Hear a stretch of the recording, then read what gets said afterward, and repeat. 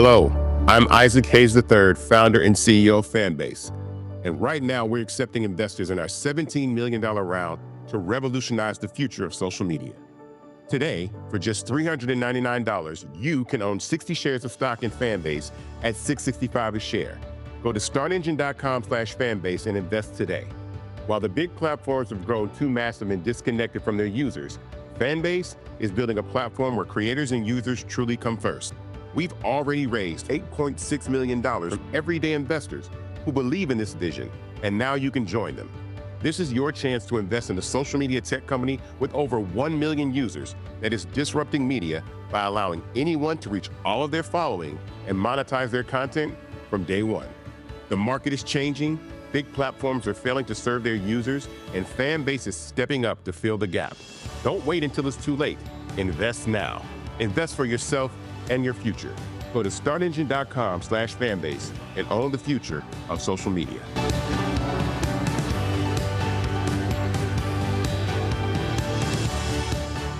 Folks, Black Star Network is here. Oh, no punches! A real revolutionary right now. Black power. Support this man, Black Media. He makes sure that our stories are told. Thank you for being the voice of Black America, Roland. Stay black. I love y'all. All momentum we have now, we have to keep this going. The video looks phenomenal. See, there's a difference between Black Star Network and Black-owned media and something like CNN. You can't be Black-owned media and be scared. It's time to be smart. Bring your eyeballs home. You dig?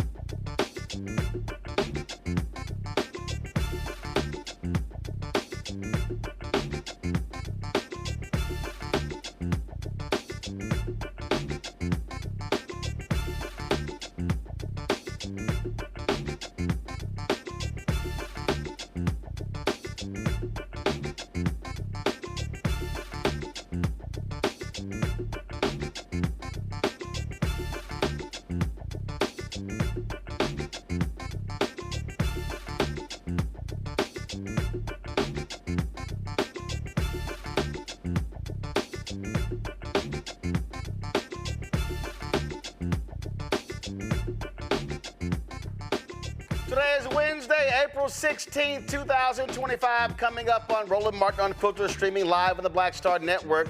A federal judge has found probable cause to hold the Trump administration in contempt, criminal contempt, for violating his deportation order. We'll break it down. Plus, Maryland Senator Chris Van Hollen is in El Salvador trying to talk to a Maryland man, Kilmar Armando Abrego Garcia, to bring him back to the United States. However, the El Salvadorian Vice President claims the Trump administration is paying the country to detain the innocent man, and MAGA Republicans keep insisting he is a terrorist. He's with MS-13, but they have no evidence. Nearly 22 years ago, Senator Bernie Sanders warned America about how Republicans will win future elections. I'm going to show you what he said in 2003. How's that panning out? Plus, a Detroit pastor tells us that St. Augustine's University has not told him what has happened to a $50,000 scholarship donation. That pastor will be on today's show. Plus, Elon Musk's AI plant in Memphis is reportedly using more gas turbines than permitted, leading to increased air pollution in black communities. We'll talk to Tennessee Rep. Justin Pearson about that very thing. Plus, now we already told you Health and Human Services Secretary Robert Kennedy Jr. is a dumbass, still got a worm in his head. And remember, he said he couldn't study unless he was on heroin in college. Wait until you hear what this idiot had to say about people living with autism. Plus, folk always running their mouth about what we don't do on this show and how we are race baiting, but it's amazing how easily they lie, and you got a group of folk who just believe their lie. I got a couple of words to say to a simple Simon. It's time to bring the funk on Roland Martin Unfiltered on the Black Star Network. Let's go. He's got it. Whatever the miss, he's on it. Whatever it is, he's got the scoop, the fact, the find. And when it breaks, he's right on time and it's rolling. Best believe he's knowing. Putting it down from sports to news to politics. With entertainment just for kicks, he's rolling. It's on go, roll, y'all. It's Roland Martin, rolling with Roland now. He's funk, he's fresh, he's real, the best, you know he's Roland Martin now.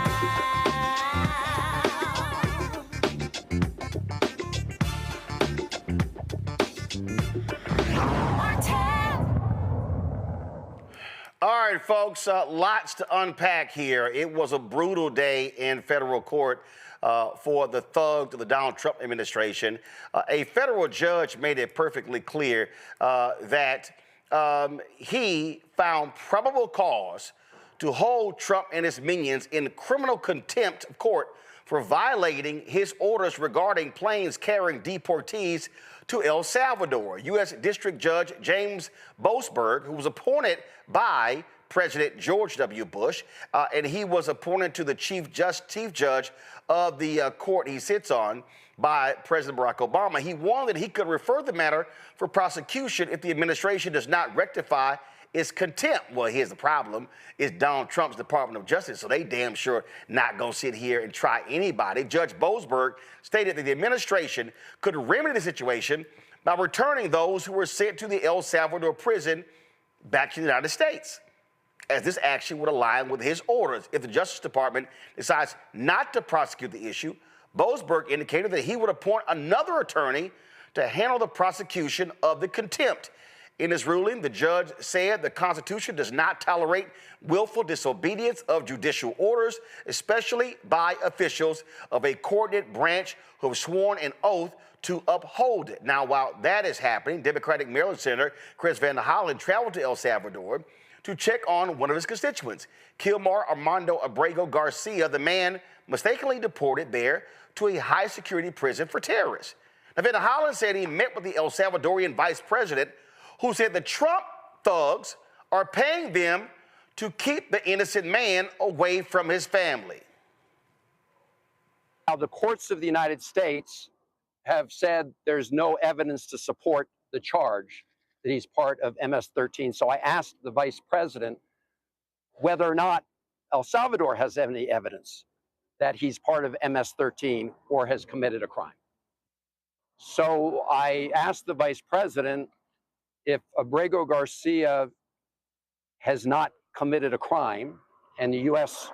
courts have found that he was illegally taken from the United States, and the government of El Salvador has no evidence that he was part of MS-13, why is El Salvador continuing to hold him in CCOT?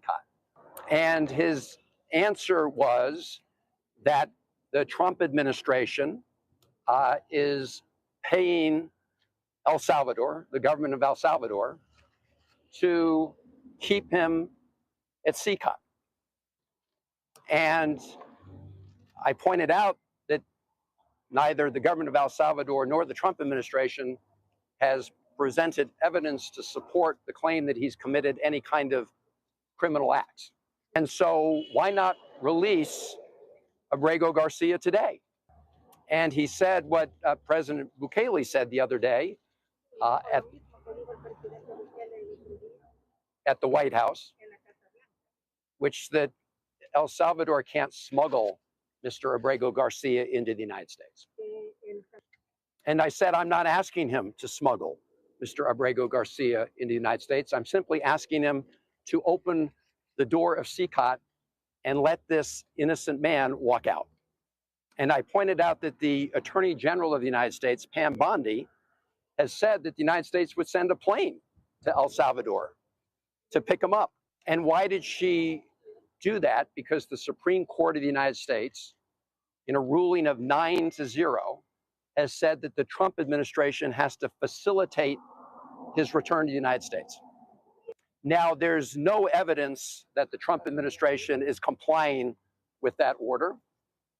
There's no evidence that they're complying with that order. In fact, the United States Embassy here has told me they've received no direction from the Trump administration to help facilitate his release. So the Trump administration is clearly in violation of American court orders. But that still leaves the question, why is the government of El Salvador continuing to imprison a man where they have no evidence he's committed any crime and they've not been provided any evidence from the United States that he's committed a crime? Okay, so let me unpack this. Here is the chief liar for Donald Trump, Caroline Leavitt, at the White House podium, trying to lie to all of us about how this guy's a gang member. Listen to this. And when Kilmar Armando Garcia was originally arrested, he was wearing a sweatshirt with rolls of money covering the ears, mouth, and eyes of presidents on various currency denominations. This is a known MS-13 gang symbol of hear no evil, speak no evil, see no evil. So they're saying that he was wearing a sweatshirt. Okay. Now, listen to this. Media in this room have continually and wrongly labeled Kilmar Abrego Garcia as a Maryland father. There is no Maryland father. Let me reiterate. Kilmar Abrego Garcia is an illegal alien, MS-13 gang member, and foreign terrorist. So they have constantly said this person is a gang member and a foreign terrorist. Okay. Well, Pam Bondi, the Attorney General, was asked that very question. Listen to her answer. Kilmar Armando Garcia in Maryland. He's in a prison now in El Salvador. He was sent there. You insist, the president, everybody in the administration insists that he is MS-13. It appears that there's not going to be any sort of trial. He's not going to come back. DHS said he would be arrested and redeported if he comes back.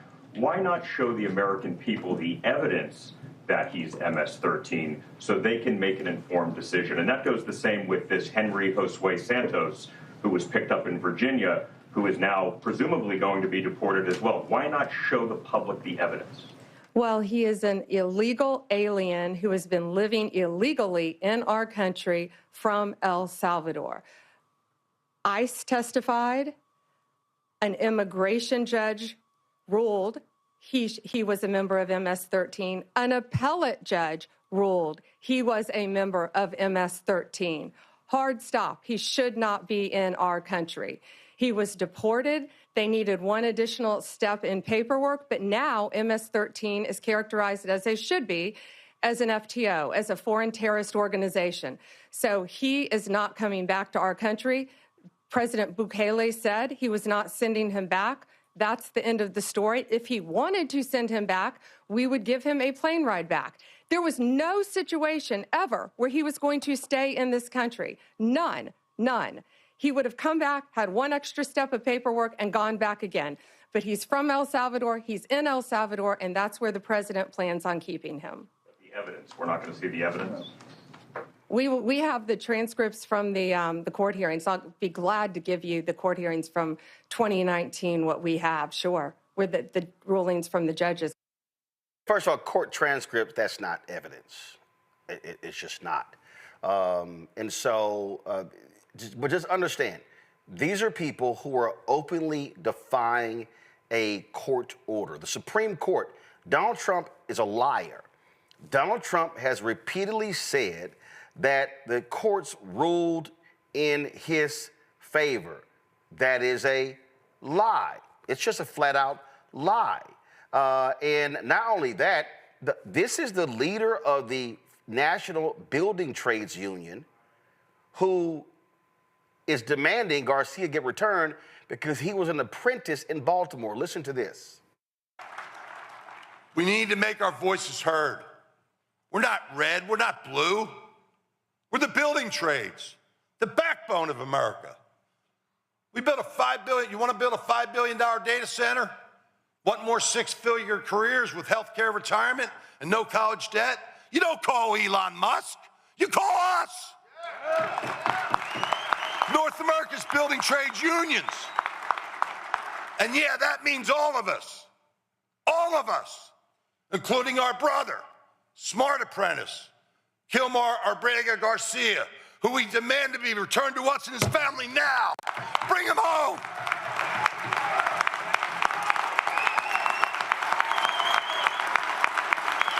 To keep in mind, a lot of those white men, they MAGA. They voted for Trump. But you see what happens when it's one of their own. So you now may be wondering, you may be saying, well, okay, well, I don't understand what's going on. I don't understand what they're trying to achieve. This is what they're trying to achieve. They do not care about the rule of law. MAGA does not care about the rule of law. They only like laws when it goes in their favor. So what their game is, and see, this is what you can always tell. When Stephen Miller and Carolyn Levitt and J.D. Vance and Fox News and conservative talk radio and conservative digital radio, when they all start saying the same thing, that means the memo went out, and this is how we are going to frame this. And the way we're going to frame this is, look at that. See, just in case, if you think hold on one second. If you think I'm not telling the truth, I just want y'all to understand how they try to play this game, how they want to control this narrative in terms of how they like to sit here and frame this. And so this is what their strategy is. This is J.D. Vance. The entire American media and left-wing industrial complex has decided the most important issue today is that the Trump administration deported an MS-13 gang member, in parentheses, and illegal alien. They want to say, see those Democrats? Look how hard they're fighting for an illegal alien. Why are those Democrats fighting so hard for this illegal alien? Why don't they just shut up and move on and stop fighting for this illegal alien? That's their goal, y'all. That's their goal. They want to frame this as Democrats are just, they're being wrong. How dare you fight for an illegal alien? George Cheney is founder of Joy Strategies out of D.C. Dr. Zachary Kirk, educator and content creator from Atlanta. Political sis, social media, political activist out of North Carolina. That's the ball game right here, Joy. It's real simple. They want to frame this as all those Democrats care about are illegal aliens. They don't care about y'all. They don't care about, they're just defending the deportations. They don't care. They don't care what's going on. And so they want to create it. It's us against them. It's white Americans against the rest of those brown illegals. That's right. I mean, their goal is to divide us. What they're not saying is, in a court of law, you can say anything on TV, but in a court of law, they have not gone on and said, this man is a member of MS-13. Here were the evidence to deport him. Here is why we did it and what we're going to do to fix it, because they're not going to get any barred attorney to go out there and assert those things. It's one thing to do it from a podium. It's another thing to do it in a court of law. They're not going to go do that. This is ultimately not about any one person. It's about all of us. It's about the rule of law. If Donald Trump can do this with this test case, it's why he started with so-called undocumented people. He started with undocumented people. Then he moved to people who were here legally, even though they weren't citizens. That's the category that Mr. Garcia finds himself in. He has an order that says he can't be deported to El Salvador. He can be deported other places, but not to El Salvador. Now, that could be because there's some kind of special danger to him there. We don't know, right? We need more evidence. The reason to bring him back isn't so much because he's going to stay here. It's because a court said if you were not sent away legally, you did not have due process, you have to be brought back for due process. The Alien Enemies Act can work, but it must be done under the guise of due process. You must facilitate his return. And saying that if he miraculously escapes the prison, you'll let him get on a plane is not the same thing as facilitating his return. Being able to go to your embassy and ask for his return, right, and to facilitate it and say, we would like him to be returned, we made a mistake, that's what facilitating the return is. Right. So there is something going on here that is dark and ugly. So the thing here, Zachary, is simple. First of all, it's real simple what they're doing. They flat out want to make this sound like we're getting rid of these people. The Democrats are trying to keep them. They don't care that they're breaking the law. They don't care that they're defying a federal judge's ruling. They don't care. And these federal judges are going to have to wake up, and they're going to have to start jailing people. Literally saying, okay, Stephen Miller, okay, attorney, slap their ass with handcuffs and then put them in the jail, because clearly y'all don't want to pay attention. Y'all don't want to follow the law, so you're going to cool off in the federal jail. Absolutely right. Absolutely right. This is so much bigger than what is happening with one father from Baltimore, Maryland, who is being detained and who was sent over to El Salvador, to a concentration camp. My prayer is that he is still alive. My prayer is that he is still with the living, that he can be returned to the United States to go through due process. This man may be MS-13. I don't believe he is. I believe that he's a person in this country seeking asylum who has earned the right, has gone through the legal process, whose wife is an American citizen. Democrats are protecting the people in this country who are having their rights stripped away illegally by an authoritarian government, an authoritarian regime, an authoritarian administration that we put in through democratic process. And so Democrats in this country are fighting for those people, fighting for every single one of us. Donald Trump, Pam Bondi, his administration, Republicans who are elected, are using this as their test case to push against the separation of powers that exist in our government and take over power from the judiciary, to not only ignore federal courts, but to ignore the rule of the Supreme Court. Even Clarence Thomas, Justice Clarence Thomas, the most bought and sold man I have ever seen serve in American politics, sided with the majority and said this man should be brought back to the United States, and regardless of what he has done or will do, deserves due process as guaranteed under the Constitution of the United States, the 14th Amendment. And the Trump administration is still saying, we're not going to do it. We're not going to comply. We're not going to make this happen. This is a constitutional crisis that we are all living through that will bring about the downfall of American democracy if we don't find some way to stop it. They absolutely, political sis, they want to establish a standard. We do not have to follow any rulings or any laws that we don't agree with. And this is why it's important for us to research the facts, because in 2019, a federal judge did tell the courts that, hey, look, keep him here, because if he goes back to El Salvador, guess what? They will come at him. MS-13, the gang threatened his family. That's in the documents. That was proven.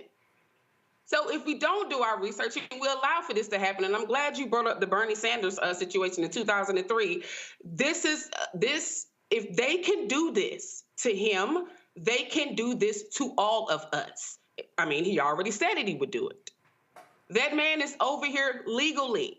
Judges told him to stay here. They said, keep this man here in America. He is at risk for losing his life. And yes, I hope he is alive today. I hope he's alive. So if they can do this to him, they can do this to anyone. This is not a joke. And I'm telling you, do not be surprised if a Black person is next, which I fear is going to happen. See, I just need people to understand the level of idiocy we're dealing with here. And also, the goal is to terrorize people. This took place in New Bedford, Massachusetts. Federal agents caught on video smashing the car window and arresting a Guatemalan immigrant with no criminal record as he and his wife awaited their attorney to arrive at the scene. An undocumented Guatemalan man was arrested by federal agents after they smashed his car window. Cell phone video shows Juan Francisco Menendez and his wife surrounded by federal agents after being pulled over in New Bedford, Massachusetts. Francisco Menendez called his lawyer for help, and she told the couple to hand the agents her business card and tell them she was on her way. A federal agent is heard telling the couple in Spanish that they can either do it the, quote, easy way or the hard way before threatening to smash the car window. Minutes later, video shows an agent smash Francisco Menendez's car window with a hammer.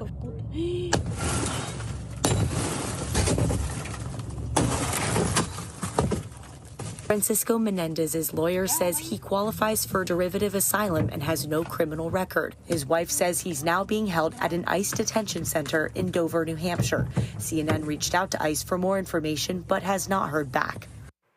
See, again, these people do not care. They don't care. They will do whatever they want to. This right here is a full 4-minute, 9-second video. Just watch this. Golly.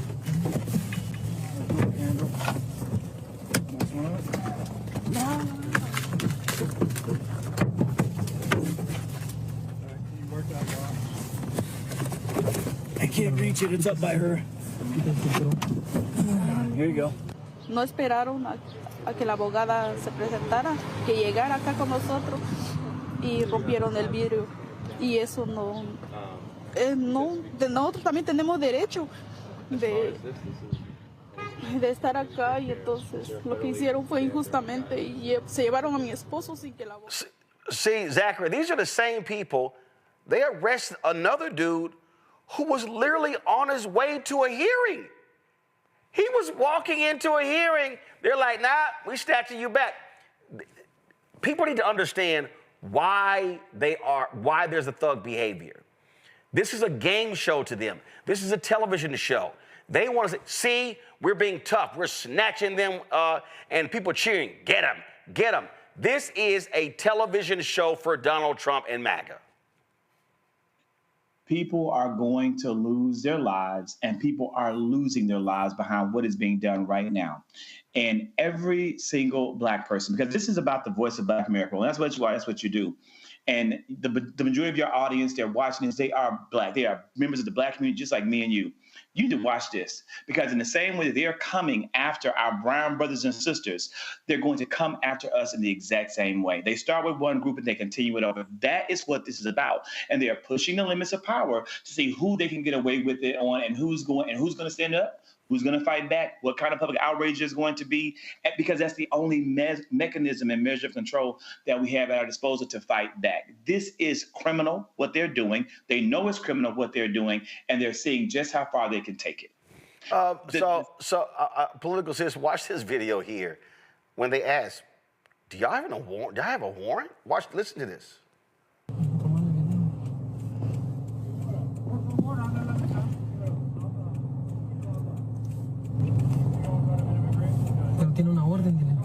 Usted tiene una orden de detención.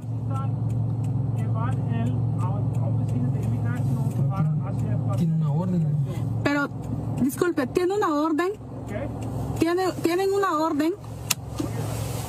¿Me puede oír? No. Que si tienen una orden de detención.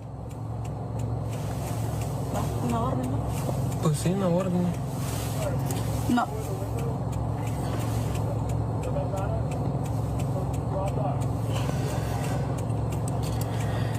Puedo abrir la puerta, ¿entiendes? Sí. We also saw them snatch a college student, not even identifying themselves. And so in some cases, you're like, who the hell are you people? So what is Congress going to do, right? Like, we're just allowing for this to happen. What is Congress going to do? And I'm not talking about the Democrats. They're brave. I got to give it to them. They are in El Salvador trying to do the damn thing. But what are the Republicans going to do? Nothing. The Republicans are in the pocket of Trump. The Republicans are cheering. They're cheering this on. You know, they're not going to stop, right? Until somebody dies, like Zach said. And they're still not going to stop. What is good about this? People are okay with this because it's not happening to them. But why does it have to happen to them for them to be concerned? Like the judge says, basically we are in a constitutional crisis, and they are okay with this. They're not just going to stop there. We already see what they're doing with the SAFE Act. They're coming after all these white women who voted for him. Guess what? They're coming after your ass next. They don't even want you to vote anymore. They don't want you to vote anymore. So now what do you have if you don't have your voice? Well, what we're seeing here, Joy, is very simple. A party that there's always law and order, law and order, law and order. You must follow the law. You must comply. And they are openly saying, we're not complying. We don't care. Correct. They've never been about law and order. They are liars. If that were the case, then everyone who was a part of January 6th would still be in jail, right? These are criminal actors, believe me, in the Republican Party. But it's worse than that. They are afraid, because they have seen Donald Trump coming, I think, even longer than some of us have. And they are responding in kind. Some of them are responding out of fear. So to the point of, where is Congress?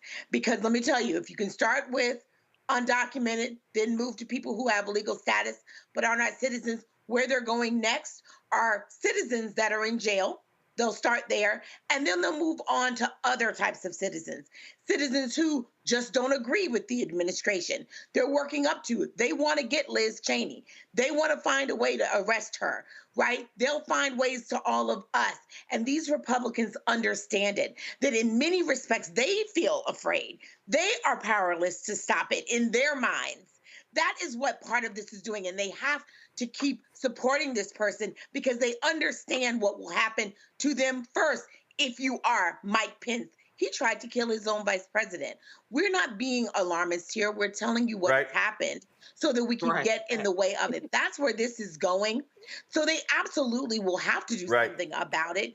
Right now, we've got to be evaluating what are the avenues to Congress and the courts to block an authoritarian government. Well, first of all, the avenues are real clear. Bottom line is it has to be the courts. But again, if they choose to say prosecute under criminal contempt, the DOJ is going to do whatever they want to. Pam Bondi is nothing more than a lackey for Donald Trump.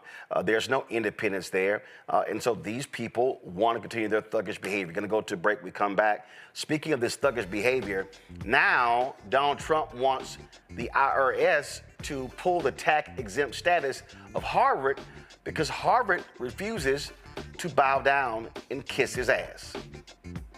We'll discuss that next, right here. Roland Martin Unfiltered on the Black Star Network.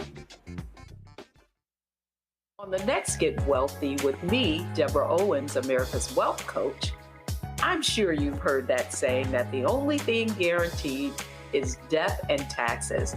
The truth is that the wealthy get wealthier by understanding tax strategy. And that's exactly the conversation that we're going to have on the next Get Wealthy, where you're going to learn wealth hacks that help you turn your wages into wealth. Taxes is one of the largest expenses you ever have. You you really got to know how to manage that thing and get that under control so that you can build wealth. That's right here on Get Wealthy, only on Black Star Network. I'm Russell L. Honoré, Lieutenant General, United States Army, retired, and you're watching Roland Martin Unfiltered. So Donald Trump said we're going to withhold $2.2 billion from Harvard, and Harvard was like, all right, cool. We got a $53 billion endowment. After that, MIT said, hey, we're not going to bend the knee to you as well. Now, all of a sudden, Trump and his maggots, they are now saying, oh, they should lose their tax-exempt status. This is what the idiot, the twice impeached, criminally convicted felon-in-chief, Donald the Con Trump, posted on his crappy social media app. Perhaps Harvard should lose its tax-exempt status and be taxed as a political entity if it keeps pushing political, ideological, and terrorist-inspired supporting sickness. Remember, that man's English is awful. Remember, tax-exempt status is totally contingent on acting in the public interest. Okay? CNN then reports that the IRS is working to do that very same thing. Now, what is this about? What this really is about is they're not bending their knee. Let me say it again. They're not bowing. They're not kowtowing like the law firms did. See, this is the mistake that you make when you negotiate with a thug like Donald Trump. When you negotiate with the thug is never satisfied. The thug comes back and asks for more, like he's doing with the law firm. This is the CNN story. IRS making plans to rescind Harvard's tax-exempt status. They say, according to sources, a final decision on rescinding the university's tax exemption is expected soon. This is about how dare you not suck up and hire who we want. Harvard, we want you to admit hardcore conservative students. Oh, CNN, y'all need to be hiring more MAGA Republicans. I thought they were all about merit. Sounds like they want MAGA white affirmative action. Zachary? It's 100% what they're wanting, 100%, because you've had organizations capitulate. Now they're saying that everyone's going to do it. And the thought that they would go to our Ivy League institutions, really to any institution of higher learning, any institution, period, that is focused on learning, and tell them what they must do in order to get funds is criminal. But this is what I want to see. That's fine. You want to play this game now? I want Democrats, when we retake the House in 2026 and when we retake the Oval Office in 2028, I want to see them take away the tax-exempt status of evangelical churches all around this country that use every single Sunday in the pulpit to advocate for Donald Trump, to campaign for Donald Trump, and to misalign the teachings of Jesus Christ from that pulpit and misalign it to Donald Trump. I want them to lose their tax-exempt status then. Oh, yeah, that'll be quite fascinating, political sis. Why would they do that, Zach? Right? They're not going to do that. Look, this reminds me, this is why he likes dictators, right? Again, this is part of history. This is what, Hitler did. This is what Putin did. This is nothing new. This is how they maintain their power. This is no coincidence that he's doing this with law firms. This is how they maintain power. But the problem is, this doesn't have to happen. It doesn't. If Republicans will get a damn spine and don't worry about if they're not reelected again and focus on their country, that's what's supposed to come first. Now, political says, come on now. That's wasted breath asking Republicans to get a spine. You're right. Asking them to get a spine is truly wasted breath. The only damn thing that we can do, hopefully, is just encourage our damn people to get out there and vote, right? Yep. That's the only damn thing we can do, like Zach said. Because if we don't, this is going to shit fast. Indeed. But one Joy. And a small aside the lever of power does resist with Republicans, but it's not elected Republicans. It's the Republican constituents in those districts. Right. And we're seeing those Republicans stand up in Iowa. We're seeing them stand up in Indiana. We're seeing them go and confront these people in town halls. We even saw them confront Marjorie Taylor Greene in a district that wasn't even her district, because her district has way too many unhappy Republicans and too many Democrats in it in their redistricting process. So she went to another congressional district to have her town hall, and she still got her ass handed to her. We've got to have Republicans, the voters, Republican voters, realize that they fucked up, realize that they're in pain, and they're going to have to put their pride aside, own up to the fact that they made some bad decisions, and push these people to do the right thing. That they're the ones who have the power. But Joy, I saw polling data that said the places where Trump is not underwater, rural, white men, no college degree. That's right. I mean, look, those are his constituents. And frankly, with rural America, with these attacks on Medicaid, he's about to lose them because they're about to lose their hospitals. So good luck with that. With the ending of the Affordable Connectivity Program, they're about to lose their ability to have affordable broadband. So, we'll see how they are with rural Americans and what that continues. Look, the fact of the matter is Republicans can sue. That is one of the things, not just Republicans, Congress can sue. Now, we have some Democratic members who are beginning to file lawsuits to defend the right of their branch, right? So that's what this is also about. It's about having three co-equal branches and one branch, the executive branch, encroaching upon the rights of the legislative branch. So, frankly, Speaker Johnson ought to be representing his branch in and of itself. The founders never anticipated that one branch would capitulate to the other. We stand on the fact of having separation of powers. But even without that, other Republicans can come together to force him to sue, to say, look, we have to defend our territory here. The other, and this happening at some of the committee levels, but not at the top level, which is where we need it. The other thing is, if you are a Republican in a district that is a little more purple, right?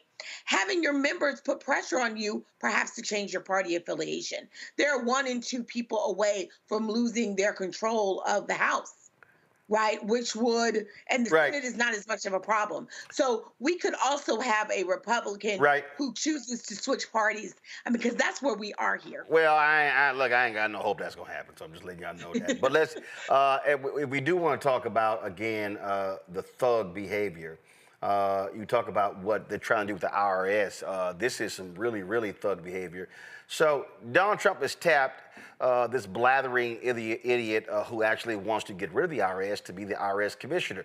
But the Lever News reported this here, Trump IRS pick just enriched by tax schemers. New documents show Billy Long's $130,000 personal debt was suddenly paid off by donors at firms policed by the tax agency he lead.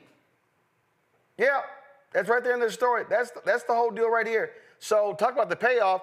We still wondering, political sis, who the hell paid off the debts of Brett Kavanaugh went on the Supreme Court. But this is somebody who's supposed to be overseeing the IRS. And speaking of the IRS as well, the tax filing system, the IRS tax filing system. The Trump administration desperately wants to get rid of direct file. Now, mind you, what was direct file created? Direct file was created so taxpayers can file their taxes for free. Yeah. But guess who opposed it? All of the tax preparation companies. And guess who poured money into Trump's bank accounts? The tax preparation companies.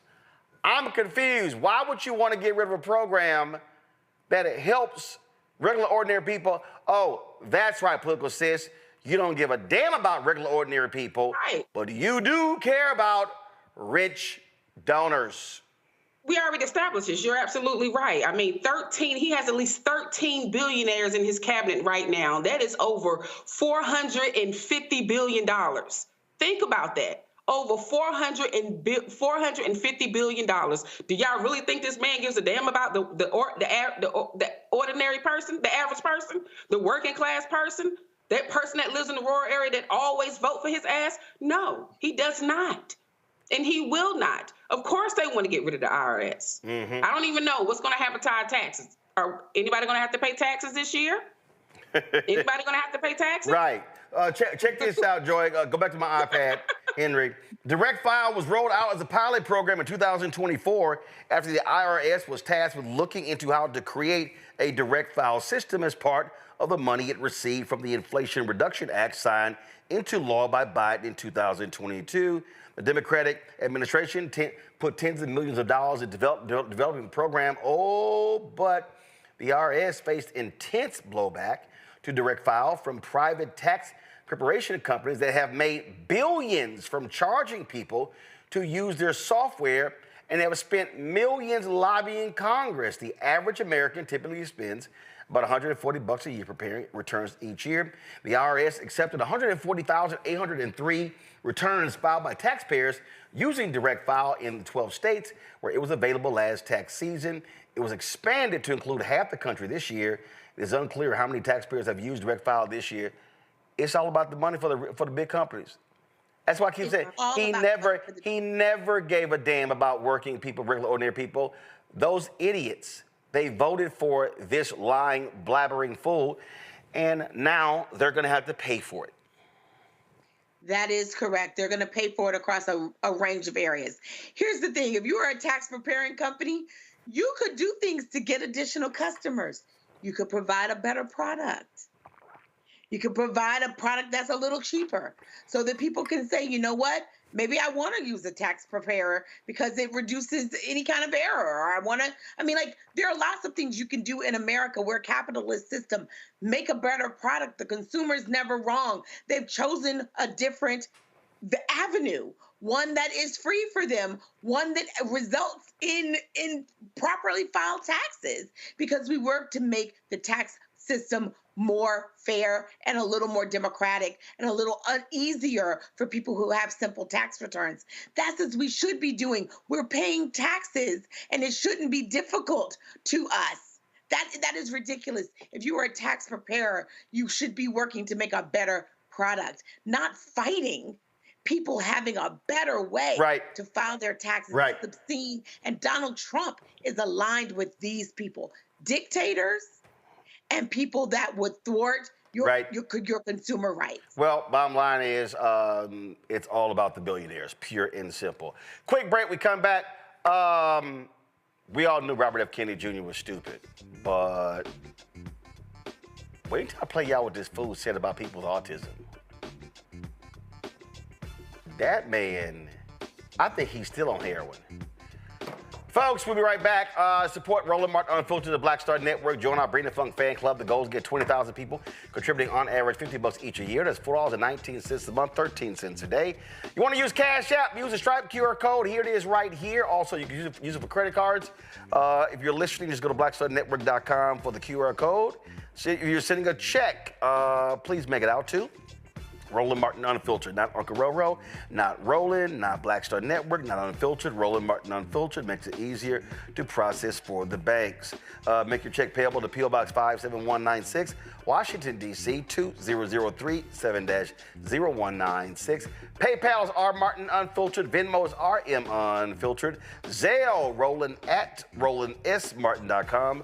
Roland at RolandMartinUnfiltered.com. We'll be right back. This week on The Other Side of Change. We're going to examine how foreign policy impacts domestic policy and how domestic policy impacts foreign policy. We are all intertwined, and we're going to have Hannah Reid help us break down that topic. We should not want our country to be the big bad wolf of the globe, because that puts us in a really vulnerable position safety-wise as well. Only on The Other Side of Change on the Black Star Network.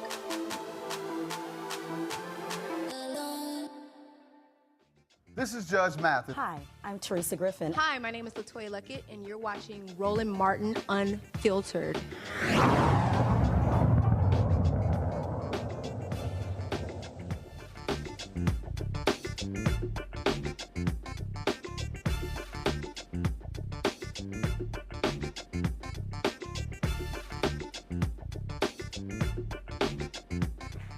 All right, Robert Kennedy Jr. is pretty stupid. He's the Secretary of Health and Human Services. We knew he was an idiot. His family members told us he was an idiot.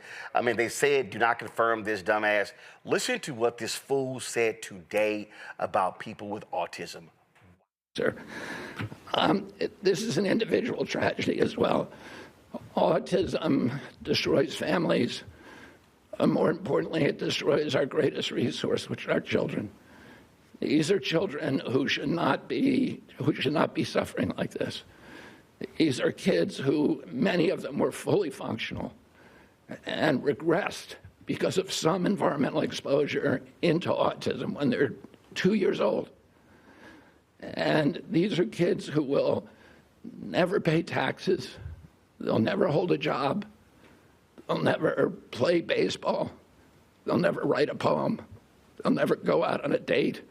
Many of them will never use a toilet unassisted. And we have to recognize we are doing this to our children.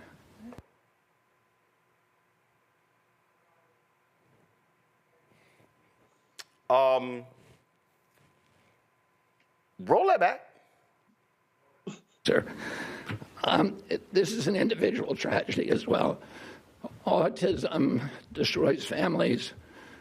More importantly, it destroys our greatest resource, which are our children.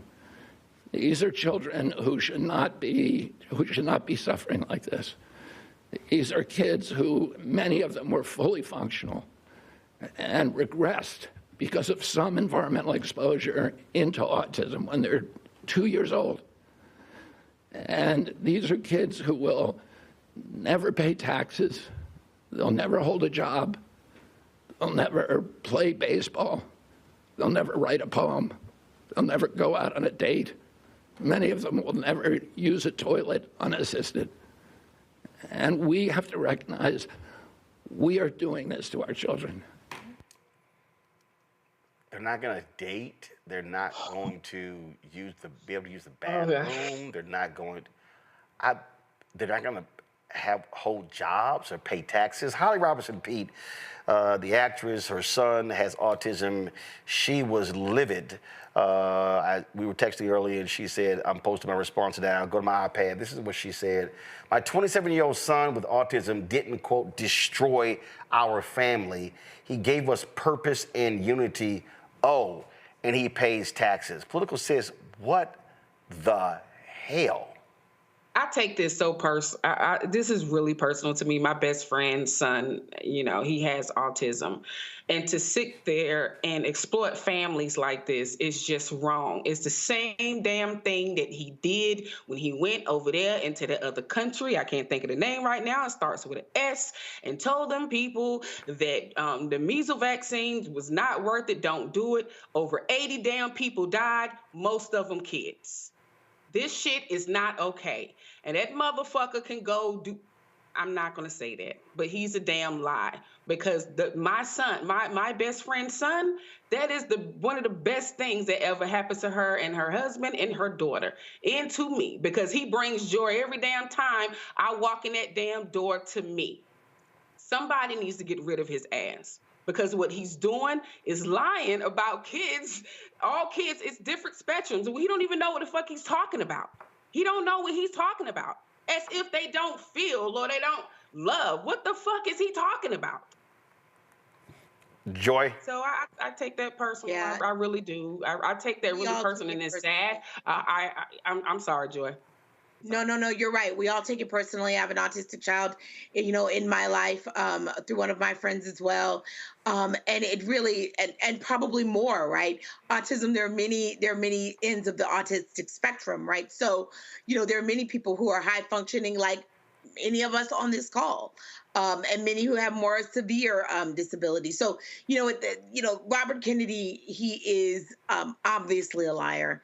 He's obviously someone who does not guard his words carefully. He does not have respect for the office that he is holding. He shouldn't have it. His own family has said he shouldn't have it. He's been destructive. What he has been is destructive to his family. He has been a blight on his family's legacy. And now, unfortunately, he's being unleashed onto the rest of us. And the country that he went to told those lies to, which resulted in 80 deaths of people who believed him, was Samoa. So, you know, this is an irresponsible person. He needs to focus on what's happening in his agency, which he admitted this week. Right. He doesn't even know where all the cuts are. Right. In his agency. Zachary. You know, well, let me give a statistic. I was fortunate enough to serve as a public school educator for 17 years. And in that time frame, I worked for 10 years in a high school that was the county's autism unit.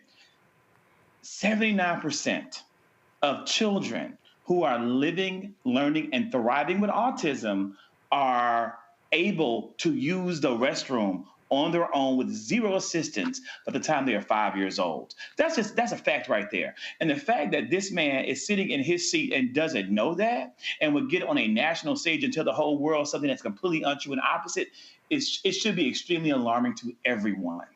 It's offensive, it's wrong, and it's bad science, just like all the science this man has brought to the American people and that he's doing time and time and time again. They will. And I just sit here and again, I'm telling you, these people, they are insane. There's no other word you can describe. They are pure insane. And as Adam Sir wrote in The Atlantic last time, he said, cruelty is the point. That is the point. That is what they are all about. That is what they are fixated on. It is about cruelty. It is how they treat people, how they just destroy people. That's who they are. Robert F. Kennedy Jr. is an absolute idiot, and that worm has to be expanding in his damn brain. All right, y'all, gonna go to a break. We come back. St. Augustine's University, we had our panel there on our town hall there on Friday. A Detroit pastor is asking some questions like, where in the hell is the $50,000 I sent y'all? We'll have him next. Roland Martin Unfiltered on the Black Star Network. This week on A Balanced Life with Dr. Jackie here on Black Star Network, we are talking about all things, you got it, stress related. Yes, the big S, whether it's spiritual, physical, emotional, or sometimes it could be just in your head. Stress has a way of manifesting itself in our lives in such a way that it disrupts who we are and who we're in the process of becoming. Stress is just as bad as a lot of the physical ailments that we think of. That's all next on A Balanced Life on the Black Star Network.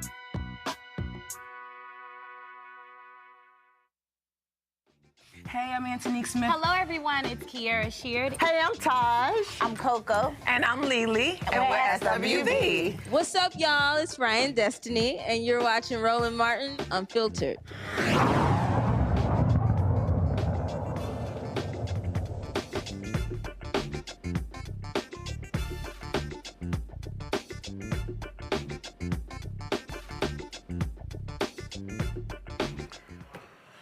All right, folks, as you know, we were in Raleigh, North Carolina on Friday for our town hall at St. Augustine's University. We learned a whole lot of stuff. We've received numerous calls and emails about other issues related to the school's finances. Well, I got a text message from a pastor in Detroit who hit me and said he donated $50,000 to a scholarship fund, but can't get any answers about it. Reverend Horace Sheffield III, the CEO of the Detroit Association of Black Organizations, Inc., joins us right now.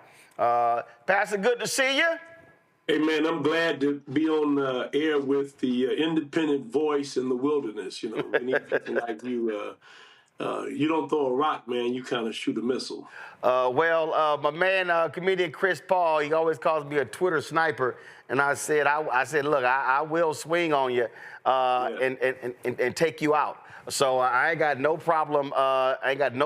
Doing that. So that's how we roll. Let's sit here and let's talk about a couple of things. Let's talk about a couple of things, folks. And first, so when we send an email, you're gonna love this. We sent an email to St. Augustine's saying we were discussing this. They sent us an email at 5:59 p.m. right before we went live. This is the statement that they sent us. St. Augustine's University would like to express our sincere gratitude to Reverend Horace Sheffield III for his past generosity in support of our institution. We are aware of recent concerns shared regarding a claim of $50,000 in donations made to the university. Our records indicate that a total of $30,000 in cash contributions was received. $25,000 designated for student scholarships and $5,000 designated as a sponsorship for the university's jazz brunch. Due to administrative transitions and changes in staffing over the past 3 years, our current financial aid and advancement team are actively reviewing the application of these funds during that period.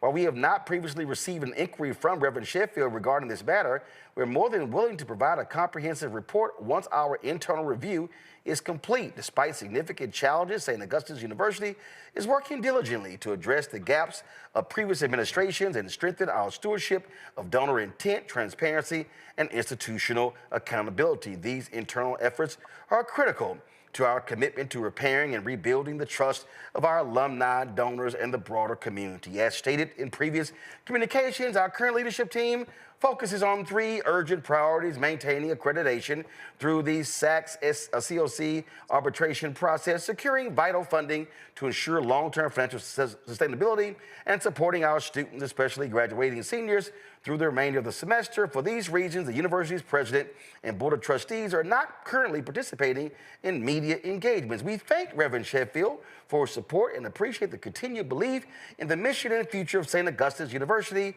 of our alumni and donors. Well, I don't know where to begin. Let me first of all say that I didn't know how much had been given. I did make a commitment of $50,000. I'm not a millionaire, so that's significant money to me. And I was trying to find out. Dr. McPhail was there. They were extremely attentive. They visited Detroit. I opened my building up, the same one you spoke in. You'll see St. Augustine's logo on the outside of that building, registering students and trying to help with whatever I could. But what concerns me with the email you got, reviewing the application of these funds, I've been asking for 3 years, where's the money at? And I've had many conversations. They actually referred me to someone who, I guess, manages the funds, and I was told by the university and them that all of their money had been frozen, and even donor money was tied up and nothing could happen with it. So when they say we have not had any inquiry from Reverend Sheffield, that's a lie. That's not true. I've talked to administrators. I've talked to one of them referred me to where the money is supposedly being managed. But what I got from all of them was because of the financial situation at the school, that all their funds had been frozen. Well, how can designated money be frozen? And even the response, I mean, I went to law school for 2 years, reviewing the application of these funds. So they almost admitting that they spent them. And that's the only reason they don't have the other 25, because I couldn't get any real answer about this. Now, I donated this money in honor of my sister, Dr. LaVon Sheffield, superintendent of schools all over the country, worked with Bill and Melinda Gates, just a brilliant scholar. And, so I'm still concerned. And not only that, by the way, Roland, I've also have a few students there that I've personally paid tuition for and assisted financially as well. See, what jumps out here, this is the way it's supposed to be. When somebody gives, there's supposed to be a designated account where that money is housed. It's not supposed to be used for general purposes. It's not supposed to be tapped into. No matter who comes in and leaves as president, your financial situation is supposed to be solid, where you know exactly where the money is. And so, perfect example, I gave $25,000 to the Houston Independent School District for scholarships at my high school, Jack Yates High School. One is supposed to be 2 per year, one for general population students and one for our School of Communications. And so for me, I'm able to sit here and go, I know how many years we've given that, so I know how much is left in that particular scholarship fund. I can pick the phone up or send an email, and like, matter of fact, I'm gonna do that because I always go down to Houston when we hand out the scholarship. So my deal, they're gonna be getting an email from me tonight or tomorrow saying, hey, I need the date when we are giving out the scholarship. This is not that complicated. No. And here's the issue for me, and reason I wanted to do this interview. I mean, I have some basic issues with self-governing boards. I mean, oh, absolutely. I mean, I don't know how anyone could survive in an institution like that if the board alone has no one above them or below them that can make them do any kind of thing. So I'm not trying to blow smoke out my nose. Like you, Roland, I work hard for my money. I want my money to work. I want it to work. And I'm telling you, I've had at least 3 people I spoke with at this university. In fact, I was signed up to teach New Testament and religious studies. I've got several degrees, enrolled students, and then this Dr. McPhail was let go. And I will also tell you, I know for a fact that someone else was let go there because they went into endowment money, donor money, and transferred it with a phone call, right? To wherever the money was and had it transferred to the university. So, I mean, that's why I put a halt on the other 25,000. And I just wanted to know where my money was. And what I think maybe one of the reasons there's been some hesitancy is I'm also very involved with Wayne County Community College District, which is 80,000 primarily African students. And I thought about transferring the money over there where, it can have more local impact. I know the chancellor, Dr. Ivey, very well. And he pours into my organization. And I just brought that up. Can I get my money since I'm not satisfied, number one, with what's happened to Dr. McPhail? I don't know if you know about some of the land deals that took place there. Mm-hmm. I mean, it's a whole bunch of stuff. And then when I saw your program and you talk with the gentleman who's been successful at getting accreditation for some HBCUs that lost it, and they not even returned the phone call. That bothered me. See, what the issue that I have here, and this is, see, here's what people need to understand. And I love these folk who are always running their mouths. I interned at the Houston Defender in 1990. One of the first stories I wrote that summer was when the board got rid of Texas Southern University's president, James Douglas, did an audit, and they discovered lax financial standards and how scholarship money was being used and diverted to other programs. Mm-hmm. That was 1990. Right. So let's be real clear. For 35 years, I have been reporting on various things, good, bad, and ugly, at HBCUs. So when you text me, I knew exactly what this was, and all this. Well, we reviewing and we looking at this and we doing this, and our board and our administration. Let's just be real clear. That's a bunch, and you're a pastor, so I ain't gonna cuss in this segment, but they gonna make me cuss. It's a bunch of BS. Yeah. I have had. My grandfather would say that's a crock of it. Right. I mean, again, first of all, ass is in the Bible, so I can use that word. Bishop William Barber gave me that permission. But here's the thing that's crazy to me. I've had numerous HBCU presidents on this show. I've had presidents, I can't remember, Carol, remind me what the school was. We had one HBCU that was going through accreditation problems, had financial problems. They came on the show. These people are hiding from the public. You can't, if you got all those, but first of all, y'all, give me the board members. If you got a president, now if the communication person got time to send us emails, he got time to come on the show. That's 6 board members right here. Go ahead. 7, 8, 9, 10, 11, 12, 13. Is that it? That's 13 board members. You got a president, you got other people. So all y'all busy? Y'all can't talk to the public, but you want the public to support you financially. Right. Yeah, I think that the notion, and I heard you mention this during that broadcast of the self-appointing board, they get public monies. They get scholarship monies from the National Negro College Fund. All of that seems to me it lends itself to some kind of public scrutiny. They make decisions among themselves that affect that institution in a great way. I say to you right now, I'm more concerned than I was before.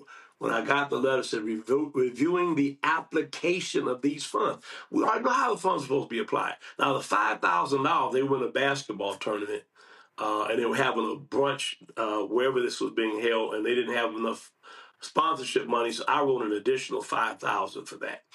That's not a part of the 50. I froze my giving when I couldn't get answers. I knew people who worked there, by the way. I called the president's office, who actually told me where most of the monies were, and I made some inquiries there as well. And I just, was told basically that all school money has been frozen. And I don't know how you freeze my money when it was given with the intent to help students who had a tough time graduating. I mean, you and I both know the value of a real education and the difference that it makes. My great-grandmother lived to be 112. She had a third-grade education. She said, that she would walk miles for a fourth grade education, and she wanted to make certain that other folks didn't have to go what she went through. So that kind of governs what I do, Well, listen, it's legitimate. If anybody gives money for a scholarship fund, first of all, you want to know where the money is. And the second thing is you want to know who's getting the scholarships. Yeah. How are you awarding it? What's the process? Yeah. What's the standard here? Those are just some basic questions. Well, the real question is this, and the reason that it prompted my concern is when you hear that the school is about to close. I mean, all the financial woes they have. The first question I have is, where's my money in that, Because you may decide to say, hey, let me take my balance and take it to another HBCU. Right. But I could never get an accounting for the money, where the money was, who was managing the money. And still, I tell you, as we sit here and talk, that line, reviewing the application of these funds, there's nothing to review. We know how funds are supposed to be applied. Now, right. Don't come here, retroactively tell them you gave money to this student and that student, because the other thing, and I'm going to find the agreement, that I was supposed to be involved. Boom. In some of the designation of this money. There you go. See? And get, so listen, this is what I need people to understand. This is not about an axe to grind. This is not about, well, why you picking on St. Augustine's? Folk always say that. Listen, I heard the same nonsense from the dude down there, Bethune-Cookman, when Fisk got rid of their president, and I called them out. The board chair had an attitude about that as well.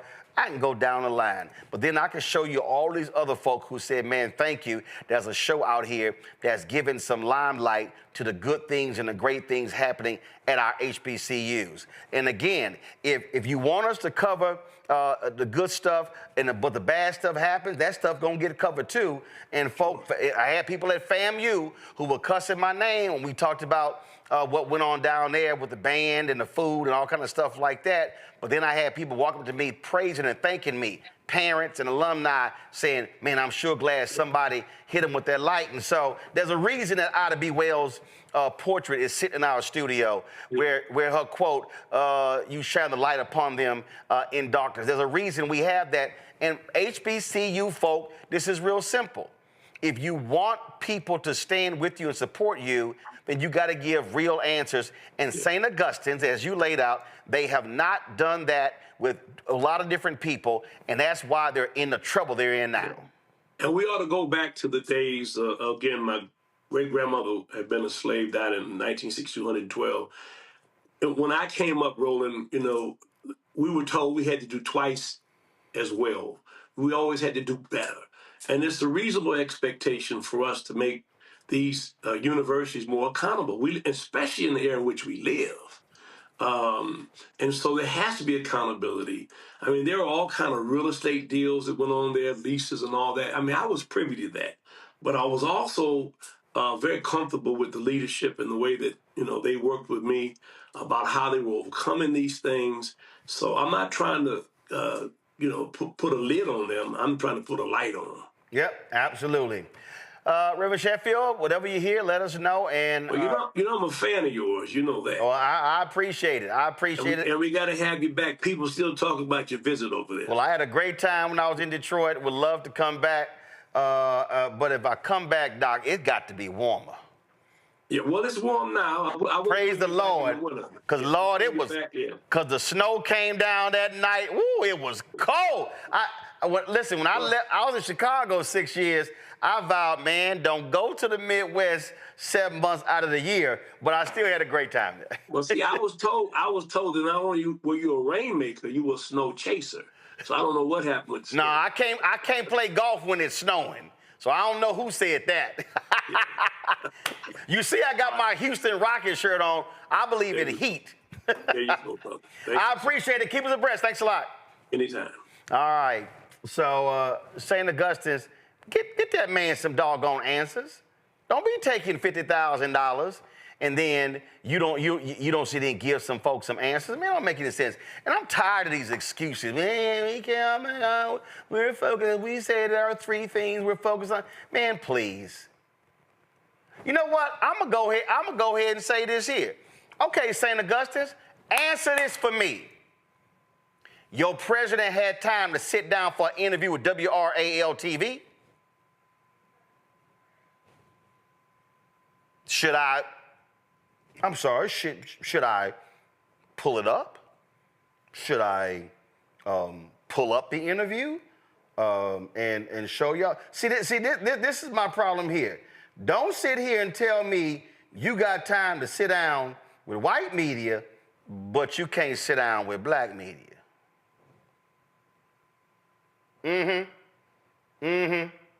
See, all that coverage there. Don't sit here and talk about how, you've got, you trying to sit here and raise money and all this sort of stuff, but you ain't got time to sit down with black-owned media.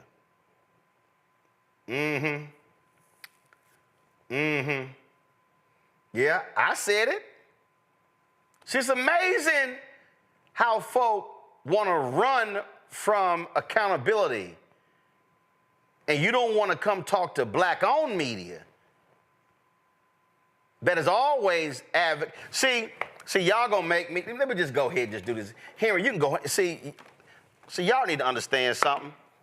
Let me just go ahead and do this here. Here, you can zoom that camera out. So why don't you zoom my camera too? So some of y'all need to understand. Right here. Now I already told y'all all the HBCUs I've been to. So some of y'all don't even realize. Right here right here. See, y'all might be sitting like, man, Roland, why you got all this stuff on your desk?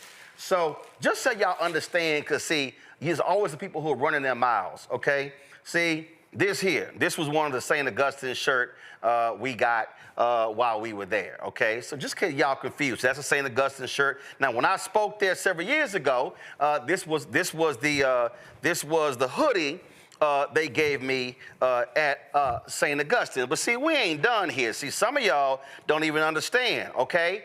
Fayetteville State University. Let me go ahead and sit here and do a roll call, okay? That's somebody else's shirt they mailed me, so I'll throw that out of here. Okay, what we got right here? It was Water University. Fort Valley State University. See, since some of y'all people want to question, stay right there. Some of y'all want to question. Y'all think I'm joking. See, I got a whole closet here where all of our HBCU stuff. See, y'all think I'm joking, okay? Bethune-Cookman. Jackson State. Langston University. Florida Memorial. Oh, we ain't done. What we got here? Winston-Salem State. Morehouse. What we got in here?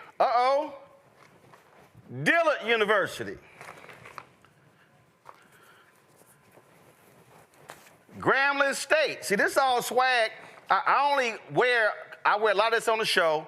I only wear swag on HBCUs I've been to. There are 107. I've been to 60 of them. Dillard, Tennessee State. See, this is for the St. Aug administration and board. Bowie State. Since y'all think I'm joking. Claflin, I love my HBCU. Let's see here. Lincoln University in Pennsylvania. Alabama A&M. Let's see here. Again, Claflin. That's a nice Claflin with the C right there. What we got here? North Carolina Central. Somebody actually, so one of my fans actually made this for me. It's a HBCU track jacket. And you see, they got Virginia State, Virginia Union, Alabama State, Coppin State, FAMU, Florida Memorial, Spelman. They got all of these HBCUs on this jacket right here. Oh, I ain't done. Y'all think I'm done. I ain't done. Let's see, Howard. Shut up. One of them folk in the control room, a Howard student. She the loudest one in there. Okay, Grambling gave me a track suit right here. I got the pants in here somewhere. Let's see, who we got right here? Who's this? FAMU. Who we got right here? Oh, Virginia State gave me this sweater jacket. Appreciate that. I did their commencement. Let's see. Who we got here? Virginia Union. Another Grambling shirt.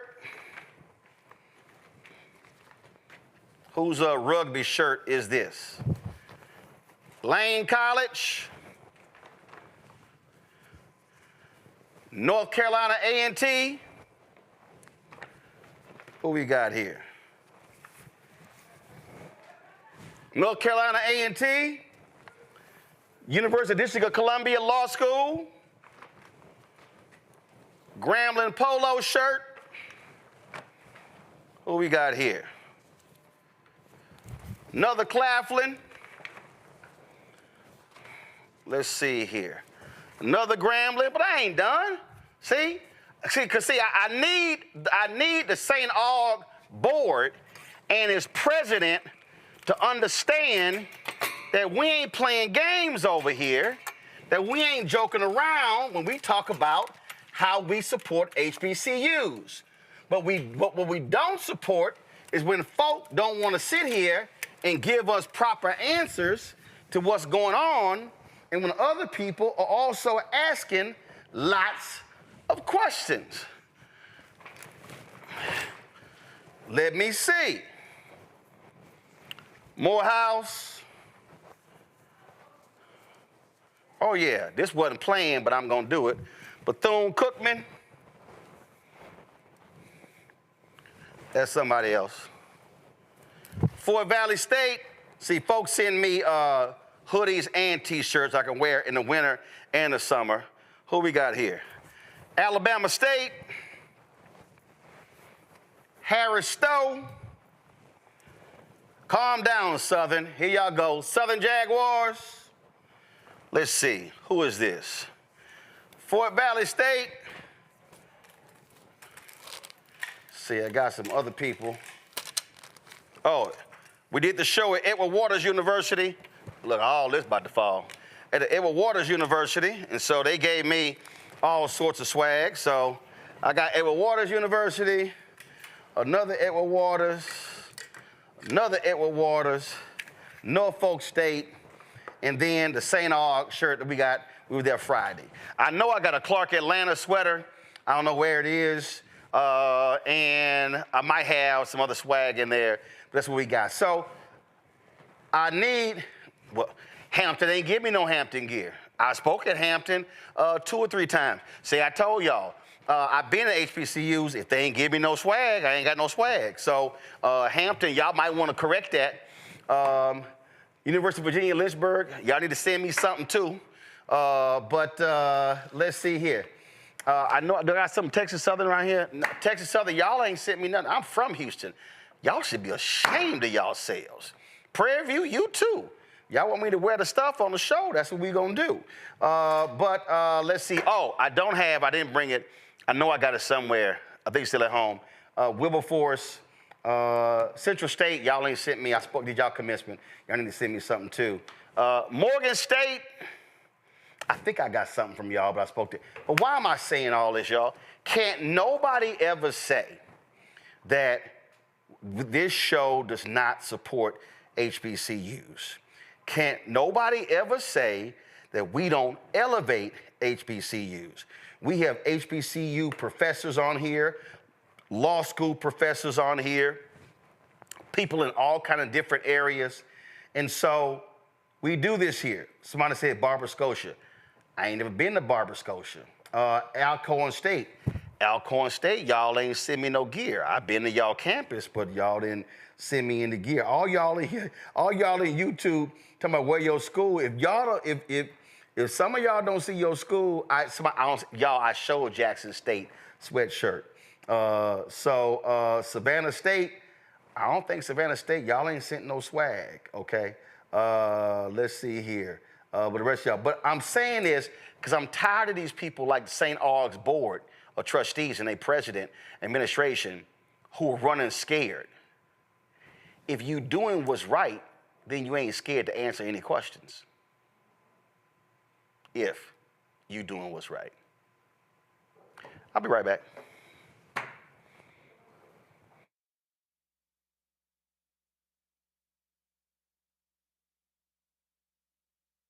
On the next Get Wealthy with me, Deborah Owens, America's Wealth Coach, I'm sure you've heard that saying that the only thing guaranteed is death and taxes. The truth is that the wealthy get wealthier by understanding tax strategy. And that's exactly the conversation that we're going to have on the next Get Wealthy, where you're going to learn wealth hacks that help you turn your wages into wealth. Taxes is one of the largest expenses you ever have. You really got to know how to manage that thing and get that under control so that you can build wealth. That's right here on Get Wealthy, only on Black Star Network. Now that Roland Martin is willing to give me the blueprint, hey, Cyrus, I need to go to Tyler Perry and get another blueprint because I need some green money. The only way I can do what I'm doing, I need to make some money. So you'll see me working with Roland. Matter of fact, it's the Roland Martin and Cheryl Underwood show. Well, should it be the Cheryl Underwood show and the Roland Martin show? Well, whatever show it's going to be good.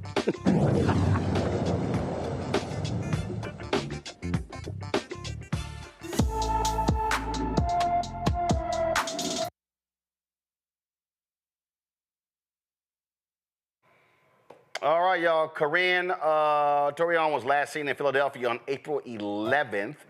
The 12-year-old is 5 feet 9 inches tall, weighs 140 pounds, with black hair and brown eyes. Anyone with information about Corinne should call the Philadelphia Police Department at 215-686-3153, 215-686-3153.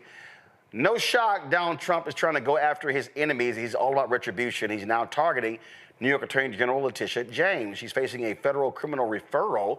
The Federal Housing Finance Agency is accusing her of mortgage fraud. They claim she misrepresented her residency status to get favorable terms on loans for a property in Norfolk, Virginia, all while still serving as New York's top law enforcement official. The FAFA says James called that Virginia property her primary residence, but as New York's Attorney General, she's required to live in the state she represents. No charges have been filed, and James' office says this is nothing more than political retaliation, calling it a weaponization of the federal government and vowing not to be intimidated, what they describe as bullies. This comes a day after Donald Trump called James a wacky crook and demanded her resignation. She was the one who successfully prosecuted Donald Trump and his company for inflating property values to get better deals from banks and insurers. That trial ended with a massive penalty and helped shape public perception around financial accountability, especially for the powerful. James' spokesperson says she's focused on protecting New Yorkers and will not be distracted by political games from the twice impeached, criminally convicted con man Donald Trump. Folks, in Memphis, residents there are complaining bitterly about Elon Musk and what is going on with his particular firm. We're gonna, in a moment, we're gonna be talking with Representative Justin Pearson about that. This whole AI, first of all, this was happening in Southwest Memphis. Okay, this black community, they're on the front lines of a growing environmental fight, and his AI company XAI. They are the ones who, of course, he built to take on OpenAI and ChatGPT. People in Memphis are seriously worried about air quality, asthma, and survival. And so we've seen these environmental issues all around. And what Elon Musk has been doing with Donald Trump's approval, what they've been doing is targeting their critics. You see how he's been going after every federal agency where there has been an investigation of him. So we're going to talk to Representative Pearson in just a second. But here's the thing that I'm laughing about, okay, about these fools. And I saw this tweet from country singer John Rich, and he's an absolute MAGA suck-up. I mean, an absolute MAGA suck-up. And he posted on his Twitter feed about paying taxes. And let me just show y'all what this fool had to say. He tweets, "It's always been stomach churning, but after learning all that Doge has found, paying my, give me 1 second. It's always been stomach churning, but after learning all that Doge has found, paying my taxes this year has brought on a whole new level of nausea." He's a moron. You know why? Because all Doge keeps doing is backtracking on what they claim they found. Now remember they said, we're going to find $2 trillion in savings. Then it's, we're going to find $1 trillion in savings. Then they said, we're going to find $500 billion in savings. Then they said, we found $150 billion in savings. Well, check this out. This is Doge went weeks without updating its webpage. Then, just after midnight on Tuesday, it removed nearly $1 billion worth of previously claimed savings. Right here, it says the website is filled with errors, include typos and references to multiple state mental health facilities as mental health retardation centers. They claim savings for hundreds of individual cuts also fluctuated from update to update. They lying. They lying. Political sense, they lying. I mean, the number just keep changing. They lying. Where's the evidence at? Where's the damn evidence? The New York Times wrote a great piece about it, and I mean, to debunk everything. Where's the evidence? Like you said, every time they put something up, they got to take it down because they get called out on their lies. There's no proof. The only people that's getting rich out of this damn scheme is Elon Musk and Trump and his corporation buddies. Those are the only people who's making money. Everybody else, we're losing. The American people are losing. They're taking food away from poor people. We are losing. Social Security is damn near going to be gone. Who's winning? Not us. They're winning, and they have no damn evidence. So what the hell are they talking about? I mean, you know what? Here, look. I'm glad I'm from the hood. I'm glad I was born and raised in the hood. You know why? Because I know a con man when I see one. And these damn people are allowing for this man to con the hell out of them. They are worse than damn thugs. And I'm glad that it ain't me. But they are getting conned like a motherfucker. And it's you can't, I'm mad because it's people who actually didn't vote for him and voted for the black woman that has to suffer. They have to suffer. Yep. That's the whole fucked up part about the fucking around and finding out. Joy? I love you, political sis. You say all the things that I can't say. I love it. I love it. No, you can say it. You just don't want to say it. Well, I can say it, but I'm in my mama's house. I'll hear about it. But here's the thing. No, you're right. No, look, here's the thing. Doge has cost the people more than it saved. If you are working for them, you'll be quickly removing it from your resume. Elon Musk is slowly being ushered out of the federal government because people within the White House itself are appalled at what he's doing. They're humiliating him. These are not people who are credible workers vis-a-vis all the typos and the mistakes and the having to do revisions, et cetera, going into agencies and not even really understanding what those agencies are doing, being met with conflicts from even the heads of the agencies, right, who are Donald Trump appointees, who are like, no, you don't know what you're doing here. This has been a colossal failure. All it served to do is to threaten agencies that have had concerns with Elon Musk. That's going to continue to happen. That is what is happening in this administration. They are weaponizing government, your taxpayer dollars, and using it as an arm to pursue their political ends, not yours. And in billionaires' political and legal ends, not yours. That's what's happening here. We all know it. Frankly, we are getting taken advantage of as well. That's right. But it's these white folks. They don't even understand so many of our government programs they are reliant on. And I think it's been a mistake for us to always talk about people of color and how we are benefited. Perhaps numerically, disproportionately, we are benefited. But numerically, they are the ones getting the vast majority of these benefits because they're the vast majority of people in the country. So it's them, it's their neighbors, it's their relatives who are going to suffer. In rural America, in urban America, is their mother who's going to have her delayed Social Security check, who's going to be standing in lines when their regional office closes. It's not just us. We got to stop creating that narrative. Oh, yeah, it's going to be them. And you know, listen, I just need people to realize what's going on, Zach. And the bottom line is this here. These thugs, these crooks, it's all about the rich. They do not care about regular, ordinary people, and they damn sure don't care about black people.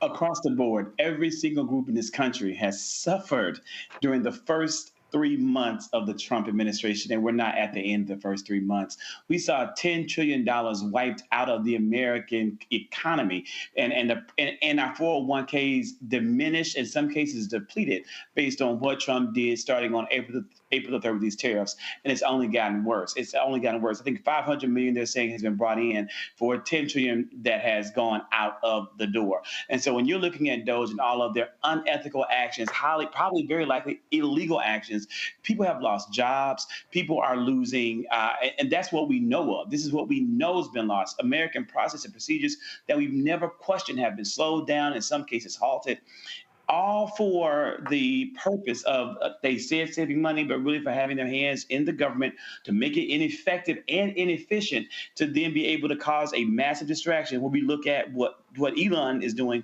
instead of the person who's caused it all, Donald Trump. I want to share with your viewers and emphasize to everyone out there, we cannot take our eyes off of the man who has enabled this and who has the power to make it all happen. All of this is the fault of Donald Trump, our president, and the Republican Party. We can't forget that in 2026. We can't forget that in 2028. We have to continuously repeat that over and over so that the American people understand that Elon Musk has no power. Doge has no power. All the power they exercise was given to them by Donald Trump and Republicans in Congress. Oh, absolutely. Joining us right now is Representative Justin Pearson. Glad to have you back on the show. Just take us through what the hell is going on down there in Memphis with Elon Musk and these gas turbines polluting the community. Listen, we have Elon Musk, the richest man in the world, misusing and abusing his authority, his power, and his resources to pollute our air. Memphis and Shelby County has some of the worst air quality in the country.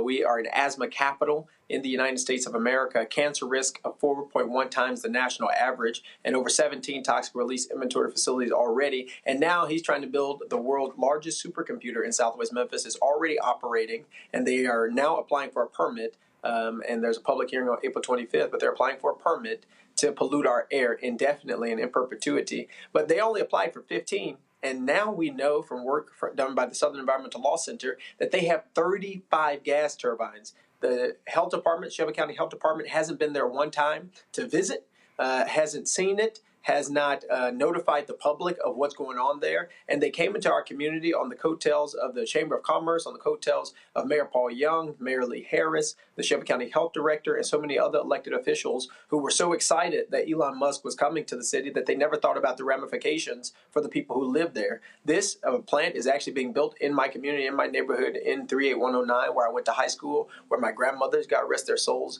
died from cancer, and where my fiance and I have just bought our first home.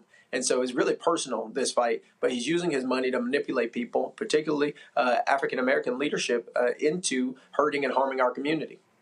How is it there have been no inspections?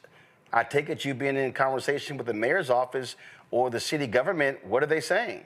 Right. So the Shelby County Health Director, Michelle Taylor, who works for Lee Harris, has said they are not allowed to require a permit from them until after a year because of an exception within the Clean Air Act. The only problem, Roland, that Mayor Lee Harris and Shelby County Health Director Dr. Michelle Taylor know, because the Southern Environmental Law Center on several occasions, along with Memphis Community Against Pollution, Young, Gifted, and Green, Protect Our Aquifer, Sierra Club of Tennessee, have told them is that the types of turbines these folks are using do not fit within that exception.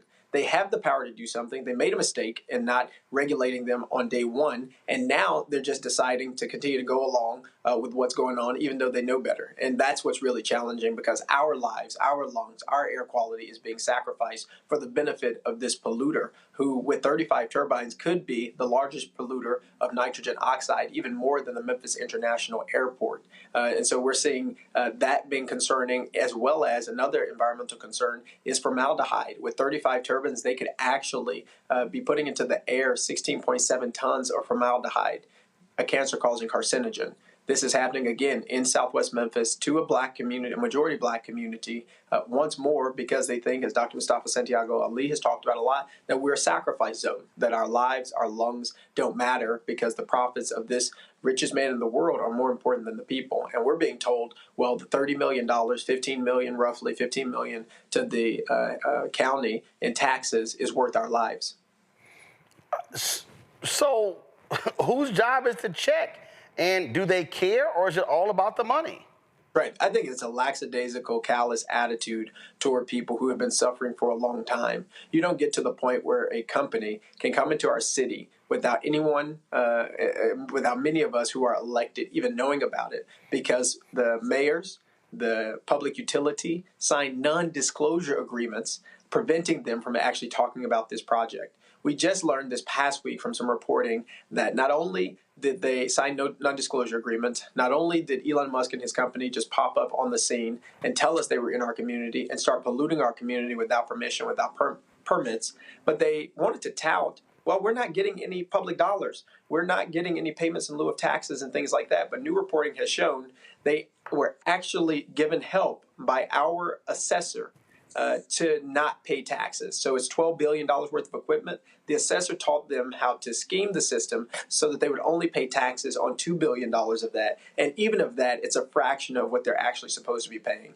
Money is the guiding principle, but it's not money that is going to be to the benefit of the people in Memphis and Shelby County, because the consequence of not having air, which is a human clean air, which is a human right, is immoral, unjust, and so wrong. And so, yeah, it's the money, but it's not about money for us. It's about money for him and people's political talking point that, they helped to make this happen. But they did not and have not considered the people. And that's my problem. And Shelby County Health Director Michelle Taylor is responsible for that. Shelby County Mayor Lee Harris is responsible for that, as well as other elected officials. But right now, we need to deny this permit. Right now, we need the health director to go to XAI, to this plant, to see what they are doing, to see what pollutants are being put into the air, and to do something.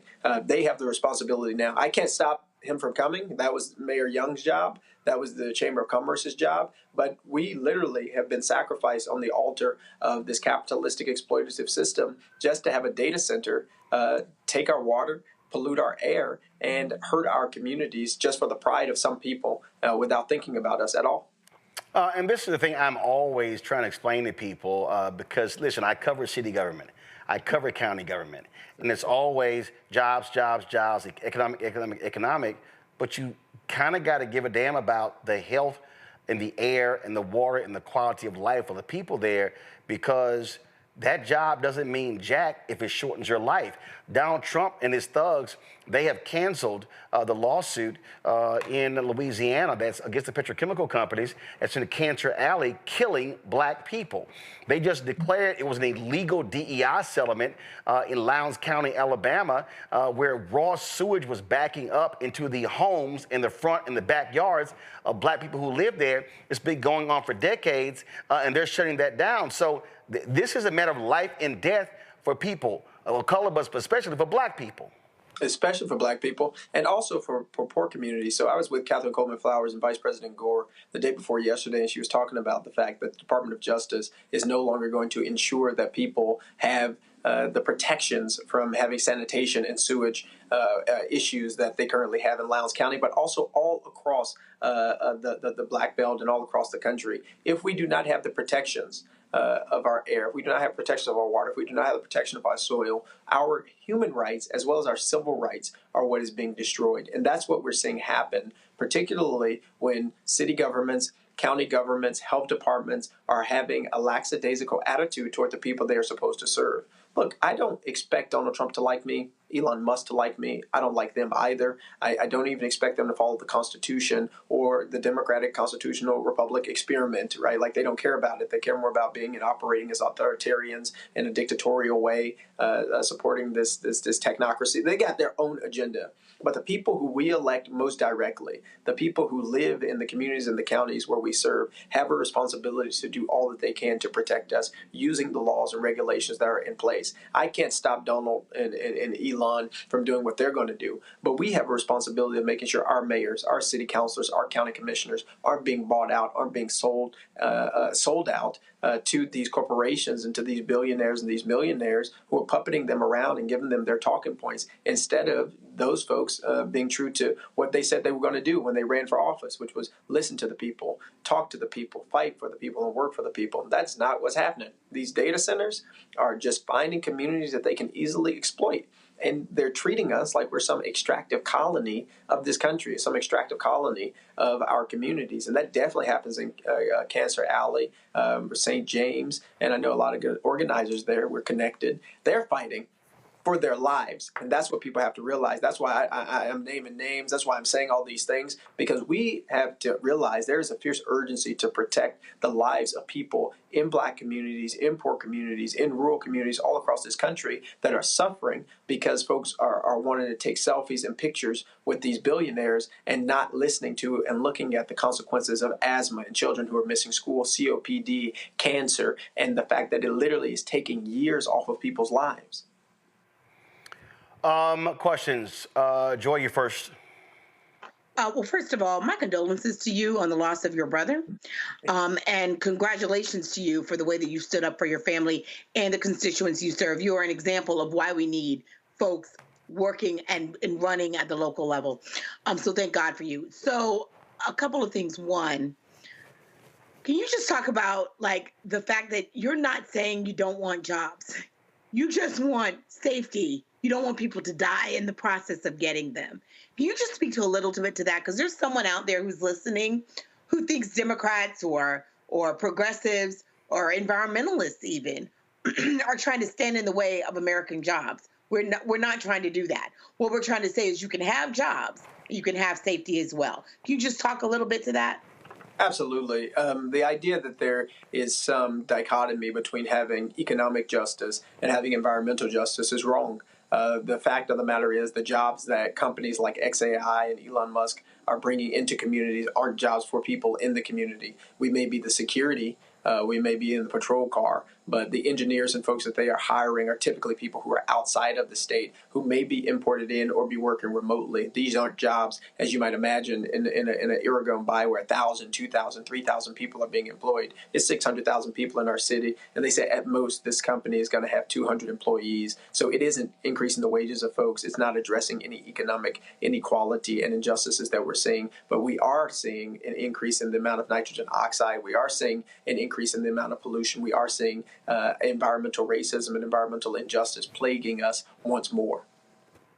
And it's not working. Yeah, I mean, so that is also for our mayors and other people. When you're assessing these deals, the question is how many jobs are going to be in your community? Brick and mortar jobs that you all are going to get, even if they're virtual jobs, but they're in your community, feeding back into your tax base and not taking away with all the money you're going to have to spend cleaning up the mess that they've made. So you're so right. And if you are a mayor out there, these are the things. If you need more sophisticated folks to help you make an assessment of whether this is a good deal for you in the long term, then you need to ask for it. Not all that glitters is gold. And if Elon Musk is coming to your community, let's be clear. He does not care about America or Americans. I got it. Political sis. I got to get this question. Political sis. Hi, Justin. Nice to meet you. Thank you for giving us a great example of what environmental racism is. This is why it's so important for people. We try to get people to vote, especially our folks. When it comes to these companies, they pollute and they go all into Black communities. It's so many studies out there that shows that we are impacted the most by this. Can you kind of give me a percentage, and that's all I want to know, of the Black folks that's within your community or this community that's being affected? Yeah, it's about 97%. So, yeah. Thank you. Thank you for all that you do.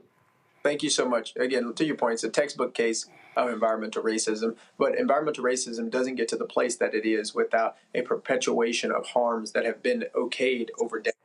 It's no surprise that the same places that are redlined are the same places that have the industrial parks and the industrial plants. It's no coincidence that these are the same places that are educationally deprived, politically deprived, environmentally degraded. We have to have elected leaders and appointed leaders who listen to the voices of the constituents who are crying out and don't continue to perpetuate the harm just because that's the way that things have always been. Zachary? I think it's fair. I think it's also fair to say that we are not going to get anything done. It's going to get worse before it get better because of this administration who's trying to do away with the EPA. Yep, well, that's definitely the case. Zachary? I know people are going to hopefully go a little bit deeper and do a little bit more research around environmental racism. And so just for those watching, you got Cancer Alley, you had the Flint water crisis, you had the toxic PCB landfills in North Carolina, and then you also have what's happened with the Navajo Indian reservations out with the uranium mines. I want to ask, this is a question I have for you, just shifting a little bit, sir.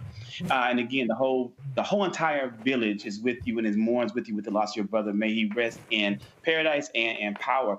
This is my question for you. You, many times when you were working at the state level of government, you look up to your national leaders for advice and for guidance and for role models. But I believe that you, sir, are a role model to our national leaders who are serving the entire nation in regards to how you can be a part of the minority party, the opposition party, and still be highly effective. What advice would you give to our national leaders, to Democrats who have been elected to represent us in Congress, of how they could get power, gain authority, and do the work of true opposition to the Trump administration and congressional Republicans? Absolutely. So, thank you so much for you all's kind comments about my brother. We miss him every single day. And look, a place that you can get more information is the nonprofit that I helped to found, and that's helping to lead this fight, Memphis Community Against Pollution, memphiscap.org. That's memphiscap.org. Submit your public comments as well while that's available against Elon Musk and as well against the Tennessee Valley Authority, which is seeking to build 6 gas combustion turbines in our community as well. Look, to be an effective opposition party, we have to recognize where we do have power. We have people power. You can see it through town halls. We had a town hall expecting 100 people. We got over 350 people this past Saturday, just strictly about environmental injustice and about what's happening with Elon Musk, XAI, and TVA. There's a lot of energy in this moment in time. And the democracy itself, right? It's the consent of the governed. We have to get the people who are interested and engaged in fighting back in the fight alongside us, which is why we're having some protests this upcoming week. It's why we're going to be attending the public hearing and have hundreds of people organized to do that. Because while I am a state legislator, right, I'm up here in Nashville, was just fighting for some bills, against some bills, but I also realize I'm a Memphian. I'm a person who lives in Shelby County, and I have a responsibility to use any influence, any power that I have there as well to elevate the causes and the concerns of the people who are being oppressed the most. And for people who are in Congress, the fight isn't just to to fight Donald Trump just by talking about it. Is to find the ways that his policies are directly impacting our communities and do what we can at the city council, at the county commission, at the state level, if you're in a more favorable state for Democrats, to resist. And I think that is where our politics has to become much more inclusive. And I mean that not just in building the movement for justice rooted in love with black folk, white folk, Latino folk, Asian folk, documented, non-documented, queer, straight, and all that. And not just that, but politically, our state leaders need to be connected with our mayors, need to be connected with our city councilors, need to be connected with our county commissioners in a much more intentional way, because we have to find the places where our power can be strongest and build from there. Pearson, we appreciate it, man. Keep up the good fight. Thanks a lot. Hey, we're in this thing for the long haul, and we in it together. Love and appreciate y'all. Indeed, appreciate it. Thanks you so very much. All right, folks. So, a celebrity sent me a video last couple of days asking me, hey, I really think you ought to have this guy on your show. I think that he, we should have different perspectives from the black community. And this guy, he trashes Democrats. He praises Donald Trump. He claims he's for black people. And I was going to play the video, but I can't even waste. First of all, I'm not playing that because first of all, he lies. And so I sent this celebrity a note back, said, I don't platform liars. See, when you make a video saying I'm a race baiter and all I do is say that black people are oppressed and we can't do anything good and we can't be entrepreneurs and we can't be successful, what am I supposed to do with that lie? That's a lie. Anybody who has watched this show, we actually feature black entrepreneurs. We feature black-owned businesses in Tech Talk. We feature black-owned businesses in Marketplace. We feature black folks who are doing and owning things in Education Matters segment. We got the HBCU Connect segment. I could just go down the line, all the stuff we do. We show black doctors and lawyers and generals and economists. We show black people from all walks of life, folk who are Democrat, who are Republican, who are independent, who are agnostic politically. So right there, I make it clear, I'm not going to platform somebody who's a liar. And see, what I'm not going to do is put somebody on for the purpose of getting clicks. See, I was going to play that person's video, but it was filled with so many lies. I'm like, you're not even worth the attention. But I do think it's important for people to understand that you got black folks out here who claim to love black people, but their real mission is to attack black people who do not support MAGA. And let me be real clear, not every black person who's kissing Donald Trump's butt is gonna wear a MAGA hat. See, there's some people who operate under the guise of, I ain't no shield, I ain't no Democrat, I ain't what they ain't done for 60 years, and I don't support this, and I don't support that, and I don't support this. Then I went to this person, they would just pay, they were lying about HBCU funding, they were lying about all sorts of stuff. And I just made it clear, I'm not gonna platform liars. But I just get a kick, I'm going to my panel, I just get a kick, Zachary, out of folk who claim, I don't know how anybody in their right mind could say, all we talk about on this show is how black people are oppressed and how we can't do things in society, when we got black people on talking about finances, talking about home ownership, talking about venture capital. When you start lying like that, all that does is tell me you clearly ain't never watched this show. Roland, you got... Hold on, wait, hold on, Joy, hold on. Zachary. You just rolled out almost all 64 of our nation's historically black colleges and universities. You routinely highlight Black excellence, episode after episode. I mean, not week after week, it's day after day. But the reason this is important, political sis, and I'm going to you, Jordan. The reason this is important because I need black people to understand that when they say there are ops, when they say that there are people who specifically are designed to tap into discontent and get you to be sucked into their lies, then that's what they do. This person did a whole video talking about when Trump was talking about DEI, he wasn't talking about us. When they mentioned the plane that crashed, they were really talking about the white woman who was the pilot. And I was like, oh, really? I guess you forgot and skipped over when they declared that the settlement in Alabama in Lowndes County was an illegal DEI settlement. I guess they forgot the lawsuit that they pulled out of in Cancer Island, Louisiana, was a DEI settlement. This fool is literally lying to his followers about how, when they said DEI, they were talking about white women and trans. They weren't talking about us. I'm like, yeah, they were. This is what happens when you got this man balls in your mouth. So maybe if he can get Trump's balls out his mouth and utilize his own brain, then just maybe you can bring him on the show. But he needs attention. You're right. Don't give it to him. But I'm petty. I'm petty as hell. He can get my pettiness. But on another note, what we do on this show and what you are so great at doing is keeping black folk informed. Keeping our people informed, letting them know what is going on within our community. Example, Justin being up here talking about environmental justice, environmental racism. That is what we do. And you have black doctors that come up here that are not DEIers, right? They come up here and they tell us about our health to keep us informed. You have financial people come up here and do the same thing. So yeah, no, just let him continue to keep Trump balls in his mouth. He'll be all right. Joy, I purposely tell people, sure.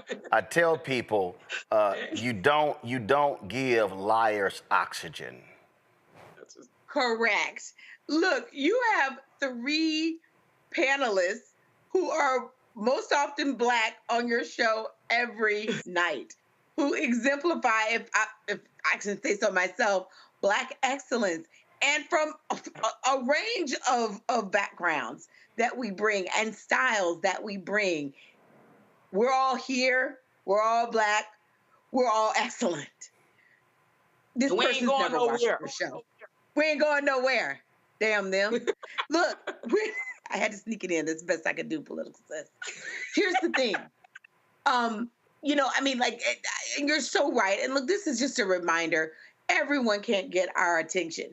Stop retweeting these people. Stop sharing their posts. The only reason to highlight them, and just as you're doing without using their name so no one gives them extra lift, is to make fun of them and ignore them. Most of them are suffering in some way. They have some chip on their shoulder. And that's not all black Republicans. I have black Republicans in my family. Most of you all do as well. But MAGA is different. MAGA is different. We have transcended. Donald Trump is a parasite on the Republican Party. Okay? He is a barnacle on America. And so, this isn't about Republican or Democrat. This is about a new cult that he has created. And those people have been swept up in it. Black people can be as susceptible for all the reasons others are as well to cult-like activity. And that's what's happening here. I wish him the best. I wish him some mental health. Democrats part of that. Donald Trump is... Shit, I don't.